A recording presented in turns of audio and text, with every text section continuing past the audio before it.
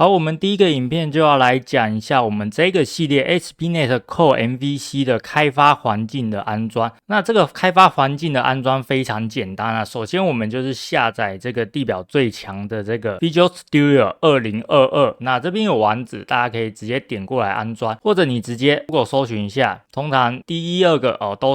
都有载点，它有很多不同的页面。好，那我们要下载的这个版本会是这个 Community 这个版本，所以我们就点一下。那点一下，它会下载一个这个算是安装包，并不是这一个完整的程式。那所以说我们要安装的话，就点一下这个安装包。那安装包这边它就会开始下载，算是这个安装程式的本体。那我们等一下还要再透过这个安装程式去安装我们要的这一个开发元件。好，那进来这个安装程式之后，我们可以看到它有很多选项可以选。其实这个 Visual Studio 这个工具不仅仅只能开发我们今天这个系列要讲的 ASP.NET Core MVC 之外，还可以开发各种程式语言、各种程式软体的这个开发都可以在这一套 IDE 工具上开发。那我们今天要开发的这个工具，我们要安装哪些套件呢？只要安装这个 ASP.NET与网页程式开发的这个，我们把它打勾。那打勾的话，右边它还有一些小套件可以安装。那这边的话就依你自己需求去做一个安装。那我这边等一下可能还会去讲一些其他旧的专案范本，所以我这边先把一些可能我要讲的专案范本我都把它勾起来。好，那勾起来之后，这边还有个别元件，那有各种不同代数的这一个比如说这边 net 5、6、7、8、9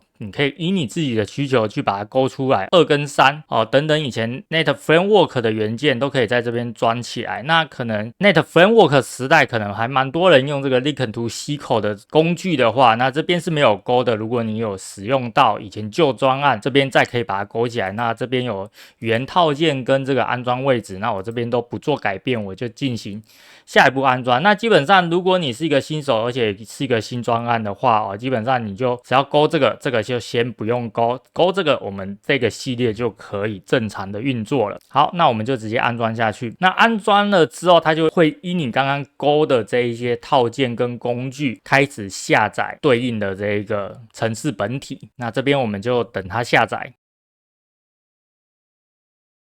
好，这边下载完了，那上面是下载，下面是安装，所以我们还要等一下安装的部分。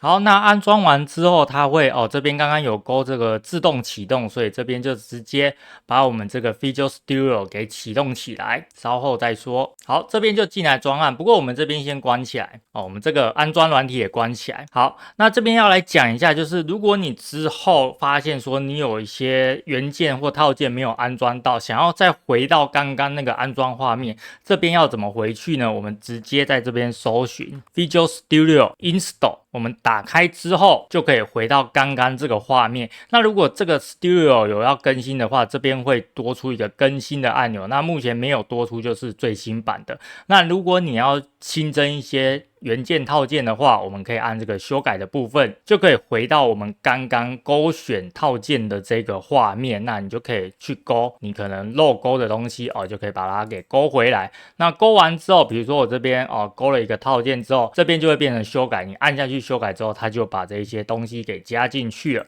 你可以用这样的方式回来。那接着我们就来执行一下这个 Visual Studio 2022。那我们今天你先来执行看看我们到底有没有安装成功，专案能不能跑得起来。这边我们按一下建立新的专案，那我们就直接在上面搜寻范本的地方打上我们这一个系列要教的这个名称 ASP.NET Core MVC。 好，那这边可能会找到很多有的没的，那我们只要认准什么呢？这边有个 C# 的这一个符号，然后这边叫做 ASP.NET Core Model View Controller 这个东西，然后这边叙述大概是长这个样子。有些很像的都不是只要像这个这个就插在没有这个 C# 就不是。这个系列是用 C# 来进行撰写，所以我们就选这个，然后按下下一步。那这些就是你的专案名称，我们之后会再介绍。那这些东西我们之后都会再介绍，我们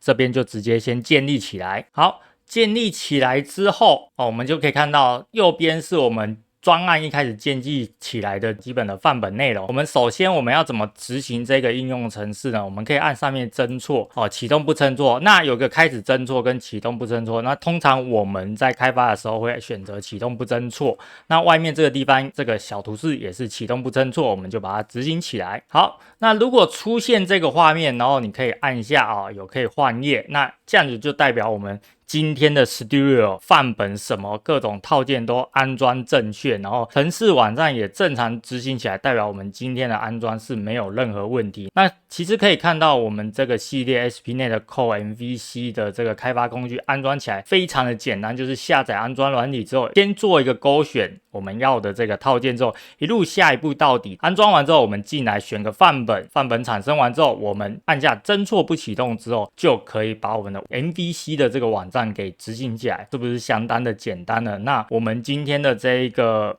开发环境安装跟这个测试你有没有安装成功的这个影片，就先简单介绍到这边，谢谢收看。